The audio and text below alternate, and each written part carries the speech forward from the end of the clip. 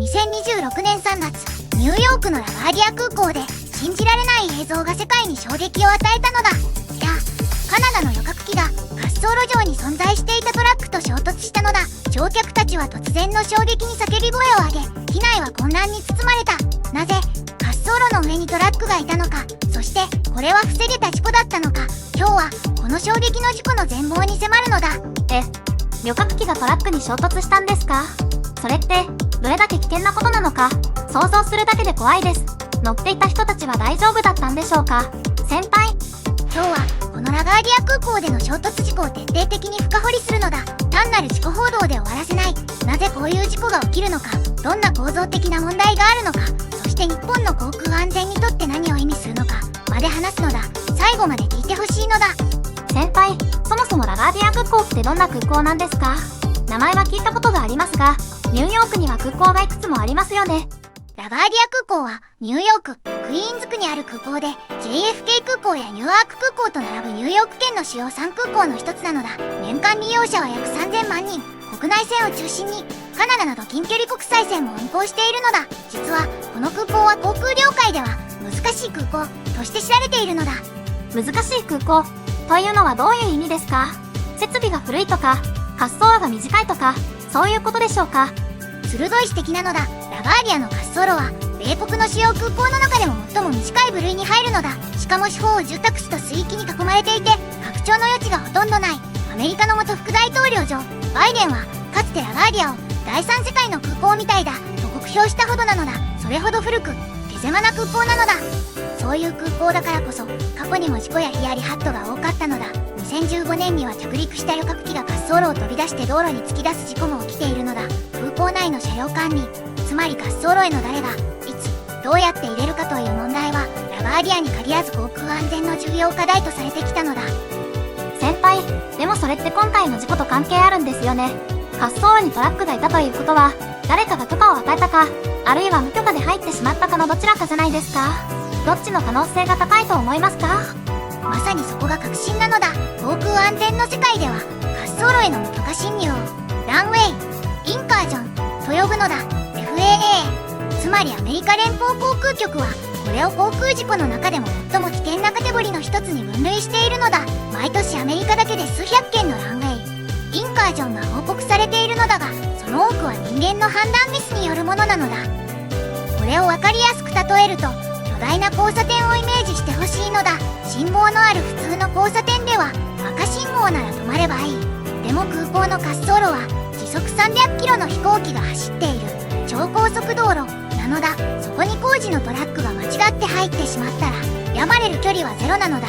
だから一瞬の油断が命取りになるのだ。超高速道路に工事トラックが入ってしまうという例え、すごくリアルに伝わります。でも先輩、管制塔がいるのになぜそういうことが起きるんでしょう？管制官が見ていれば防げそうな気もしますが。いい質問なのだ。実は管制官の仕事は想像をはるかに超える複雑さなのだ。ラガーディアのような混雑空港では管制官は同時に離着陸機、地上走行機、整備車両、燃料トラックの全てを頭の中で把握しなければならないのだ。それはまるで超高速の将棋を何局も同時に指しているようなものなのだ。しかも夜間や悪天候では視界も限られる。今回の事故で報じられた映像や画像は衝突の瞬間を含む非常に衝撃的なものだったのだ。各メディアが伝えた映像では、カナダの機体の翼や胴体部分が損傷している様子が確認されている。複数の乗客が負傷したと伝えられており、事故後に機内から救助される映像も出回っているのだ。先輩、乗客が負傷しているんですね。正直、聞いていて胸が痛いです。カナダって普段から安全なイメージがあるんですが、今回の事故は航空会社側の問題なんですか？それとも空港側の問題なんでしょうか？航空事故の調査では単一の原因はほとんど存在しないのだ。これは航空安全の世界の大原則で、スイスチーズモデルと呼ばれる考え方があるのだ。スイスチーズの穴がずれて積み重なると光が通り抜けてしまうように、複数の小さな失敗が重なった時に大事故になるのだ。今回も管制の判断、地上車両の運転士の確認不足、システムの警告機能など複数のチーズの穴が一致した可能性があるのだ。ここで少し歴史を振り返るのだ。実はアメリカでは2023年にもニューヨークの JFK 空港で離陸機が別の旅客機と接触しそうになるヒヤリハット事案が起きていたのだ。さらに2018年のサンフランシスコ空港では、カナダの別の便が誘導路を滑走路と誤認して着陸しようとする事案があり、滑走路上には4機の航空機がいたのだ。あの時は奇跡的に全機無事だったのだが、同じ会社で類似のリスク事案が繰り返されていることは見逃せないのだ。ここまでで、この事故がいかに複雑な背景を持つかが分かってきたのだ。でも、もっと衝撃的な問題がある。この事故、実は日本の航空安全とも直結した問題をはらんでいるのだ。その、見えないつながりについては、この後じっくり話していくのだ。ここで一度整理するのだ。カナダの旅客機がラガーディア空港でトラックと衝突したランウェイインカージョンという危険性は以前から指摘されていたスイスチーズモデルが示すように複数の要因が重なった可能性が高い。カナダは過去にも類似のリスク事案を抱えていた。ここからはこの事故が日本人の僕たちにとって何を意味するのかを深掘りするのだ。まず、日本に直接関係する話をするのだ。日本では2024年1月、羽田空港で日本航空の旅客機と海上保安庁の機体が滑走路上で衝突する大惨事が起きたのだ。日航機の乗客379人全員が奇跡的に脱出したが、海保機の乗員5人が犠牲になった。あの事故の後も、世界の空港ではランウェイ、インカージョンのリスクは解消されていないのだ。先輩、羽田の事故は私もよく覚えています。あの時、二度と繰り返さない、と言っていたのに、また似たような事故がアメリカで、これって、世界全体の航空安全対策がまだ不十分ということなんでしょうか？それとも、羽田の教訓は生かされているんでしょうか？僕の見立てでは、問題は対策が不十分、というより、構造が変わっていないことにあるのだ。世界の主要空港の多くは、1960、70年代に設計された時代の産物なのだ。当時は今ほど航空機の数が多くなかった。ラガーディアも羽田も、現在の交通量に対してインフラが追いついていない部分があるのだ。これはまるで、昔の1車線の農道を今の大型トラックが走っているようなものなのだ。では、日本人にとってこの問題はどのくらいリアルなのか、具体的な数字で話すのだ。日本の航空旅客数は年間約1億人。羽田空港だけで年間約9000万回の発着がある。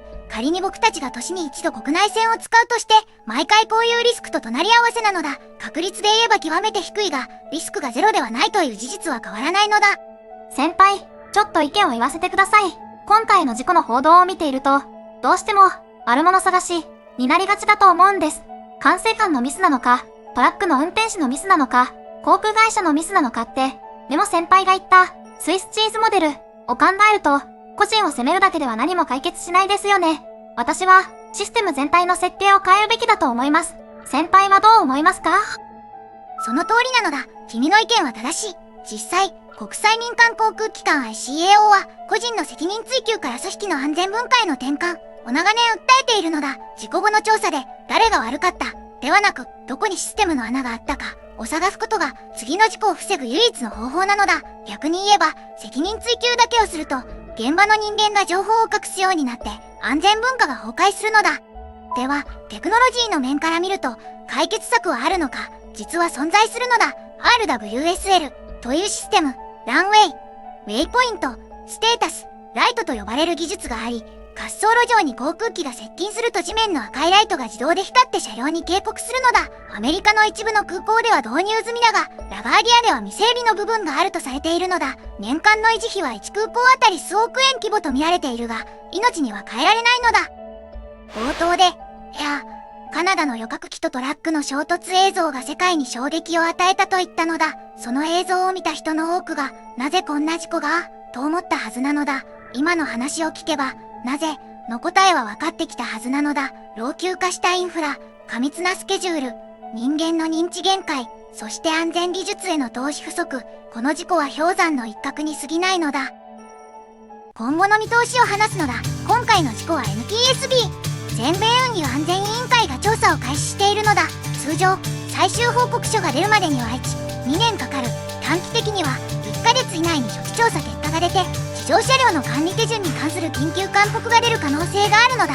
3ヶ月以内には FAA がラガーディアの安全体制を再審査する可能性が高い。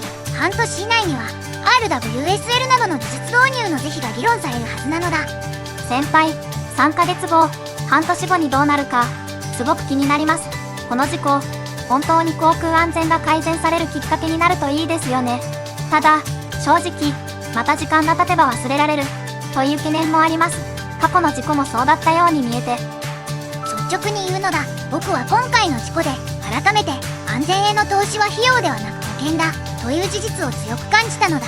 ランウェイ警告システムの整備に数億円かかっても、一度の大事故で失われる命や経済損失とは比較にならないのだ。日本でも羽田の事故後に様々な対策が取られたが、安全文化の変革には時間がかかる。今日の視聴者の皆さんに聞きたいのだ。あなたが次に飛行機に乗るとき、この問題を他人事か自分事かコメントで教えてほしいのだ。今日はカナダのラガーディア空港衝突事故を深掘りしたのだ。ランウェイ